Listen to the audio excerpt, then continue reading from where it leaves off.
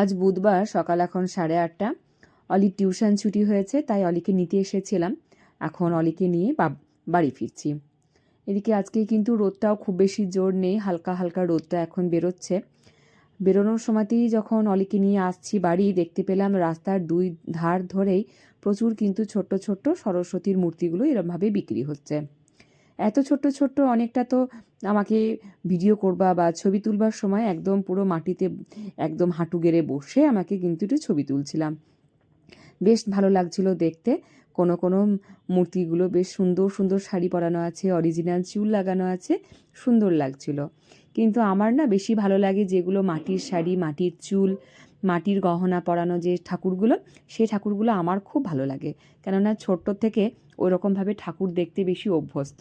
আমার বাবার বাড়িতে তো সরস্বতী পুজো হয়, তা আমাদের বাবার বাড়িতে আমি ছোট্ট থেকে দেখেছি আমার বাবা এরকম মাটির শাড়ি পরা, মাটির চুল, মাটির গহনা পরা শাড়ি কিন্তু ছোট্টখাট্ট একটা ঠাকুর বাবা নিয়ে আসতো এবং এখনও নিয়ে আসে। কেননা অলি গোল্ডির তো হাতে খড়ি হয়েছে আমাদের ওই বাড়িতেই, তা সেজন্য আমার বাবা এখনও পর্যন্ত এরকম ছোট্টখাট্ট মাটির ঠাকুর একদম কিনে আনে। এখানে আসতেই একটা দেখতে পেলাম সাদা রঙের ডাকের সাজে একদম গহনা পরানো আছে একটা সরস্বতীর মূর্তিকে। কী যে ভালো লাগছিল দেখতে, আর গহনা পরানো আছে তো সোনালি রঙের, যেন মানে চোখ ফেরানোই যাচ্ছে না, এত সুন্দর ছিল ওই ঠাকুরটা দেখতে। ছোট্ট ছোট্ট ঠাকুরগুলোকে তো আবার এখানে কিছু প্যাকেটিং করে রেখে দিয়েছে যাতে না ধুলো টুলো পড়ে।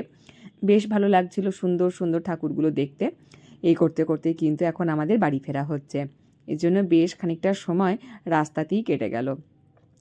আর রাস্তার যখন দুই সাইড ধরে আসছি, এদিকে একবার তাকাচ্ছি তো এদিকে একবার তাকাচ্ছি, ডান দিক আর বাঁ দিক তাকাতে তাকাতেই বাড়ি ফেরা হচ্ছে।